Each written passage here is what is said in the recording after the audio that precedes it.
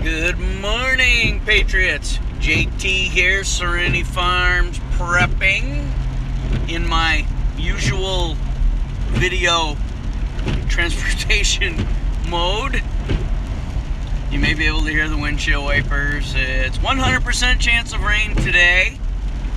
39 degrees.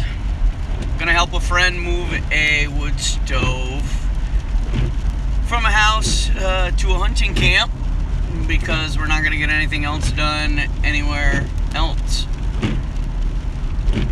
So, I want to talk to everybody about the erupting volcano in the Canary Islands, La Palma. I really don't think that the United States citizens are taking this as seriously as they need to be. This has extremely serious ramifications for the United States, the entire United States, should it get as bad as they are predicting it could. Alright, so a little background, because the fake news isn't telling you this, and there's a reason. Alright, so as we know, there's a volcano in the Canary Islands that has been erupting for a few weeks now. Earthquakes are increasing daily, 10, 15, 20, 25 a day. Now they're upwards of the 5.0 range, which is substantial, especially on a small island, especially with a volcano, especially since they are predicting that sooner or later a large chunk of the island, which is underwater right now in the ocean, is going to drop off. It's going to break and drop off. Now, we're not talking a 10 by 10 chunk of island here. We're talking an extremely large landmass. If it does drop off as they predict it could, it will create a tsunami of biblical proportions. And when I say that, I am reiterating what the experts have said. And they have said the wave, which will come all the way across the Atlantic, will be 500 feet high as it leaves the Canary Islands, traveling at 3 to 4, maybe 500 miles an hour across the entire ocean. Now, I don't know if you can picture that, but it's not a pretty picture. Alright, we are a considerable distance from the Canary Islands. The ocean is extremely deep, wide, vast.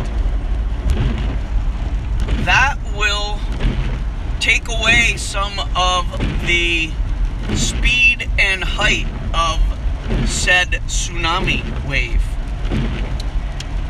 But it will reach the East Coast. The entire East Coast. All the way from the tippy top up there by Maine, all the way down to Florida.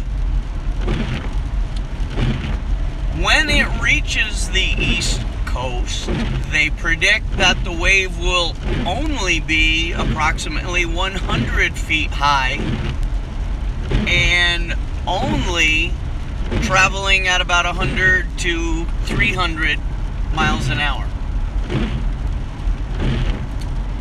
Based on those estimates, they predict the wave will travel inland at least 50 miles.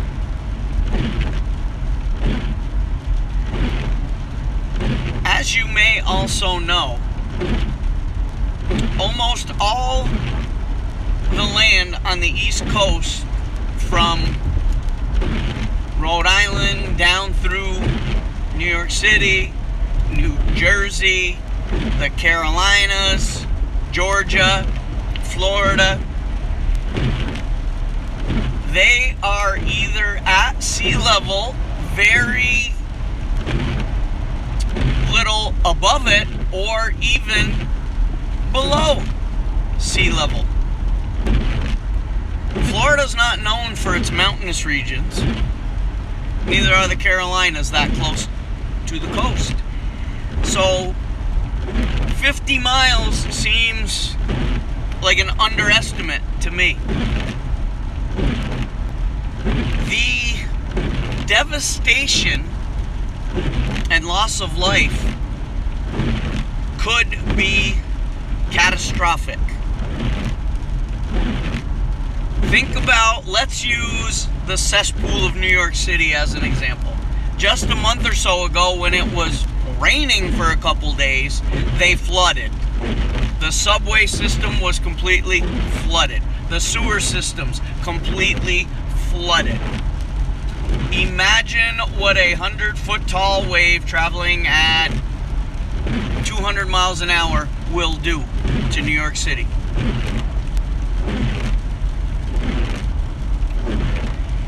The experts also say that if the island chunk drops off, there would be approximately an 8-hour warning for the United States before the wave would reach the East Coast. That sounds like a lot of time. Now let's cut that in half, based on not everyone is paying attention to the fake news all the time, so it may be hours before some people actually know that something's happened. And they can't pinpoint these things exactly. They know exactly when the island will drop off and break because there are ships out there monitoring the activity, the earthquakes, all that stuff 24/7. So they'll know when it drops off. But think about New York City for a minute and the traffic congestion there on a daily basis. The narrow streets, the one-way streets, the only one way, two ways maybe in and out of the city. Then add the fact that millions of people who live in New York City don't own vehicles because it's too expensive to park them. Oh, almost hit a whole flock of turkeys right there.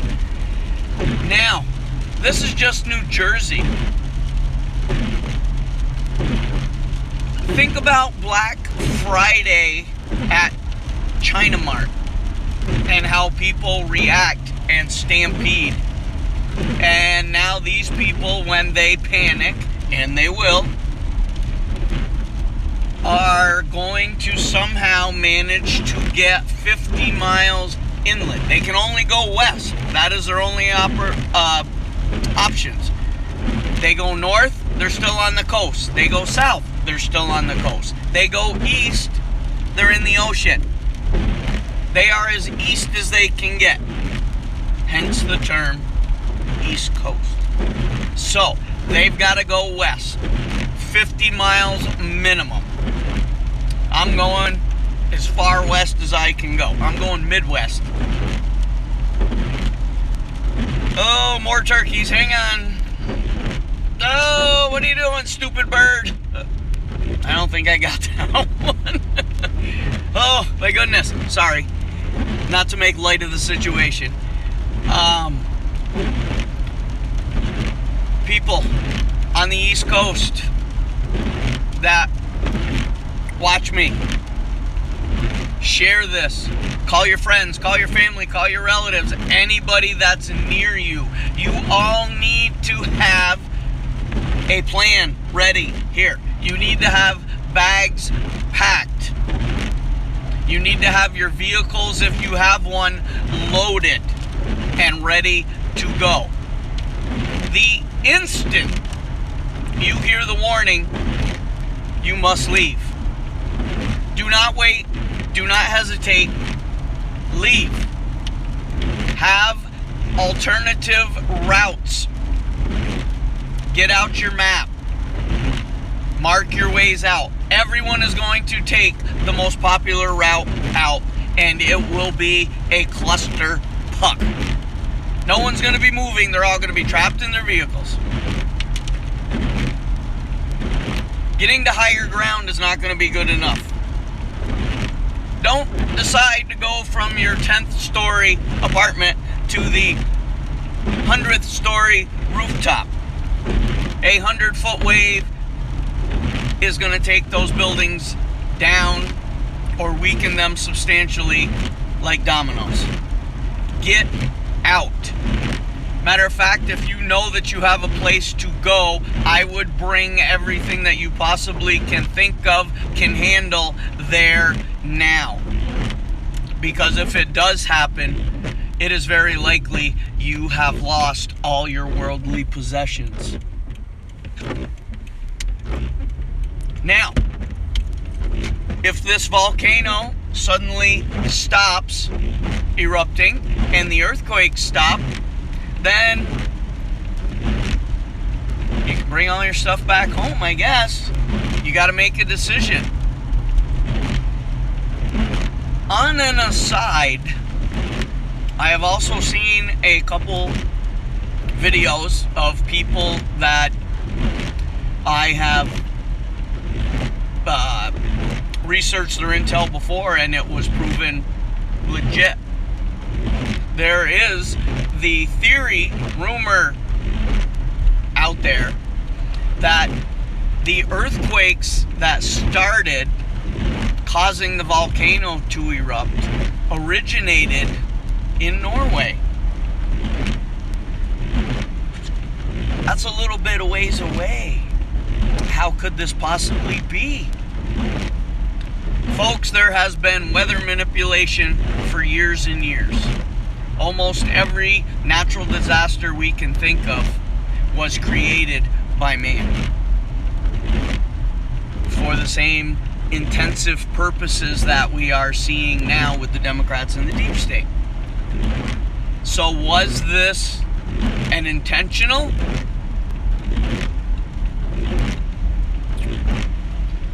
Hard to say. I don't discount anything now. We can no longer discount any theory out there until we do all the research we can and disprove it, and then we may never be able to do that. But that is really kind of irrelevant right now. I just want you all to heed this warning. There is another YouTube channel called Bushcraft Bear. It is a guy on the island just a few miles from the volcano. That's what he calls it. He has an accent. He is there. He does reports several times a day. I would check him out just to kind of stay abreast of what is going on. And there are several other channels too, but they're just regurgitating information they're getting like I am. Bushcraft Bear is right there with first-hand knowledge. Please check this out. I can't say whether it's going to happen or not. And remember, this will wipe out the nuclear substations on the East Coast and cause that problem, and it will wipe out the electrical grid across the United States. So no matter where you live, this will affect us. So you all need to pay attention to what is going on and prepare. I'm sorry, getting a little excited on that. So, like, share, subscribe, comment, notification bell, and for now, JT signing off. Stay safe.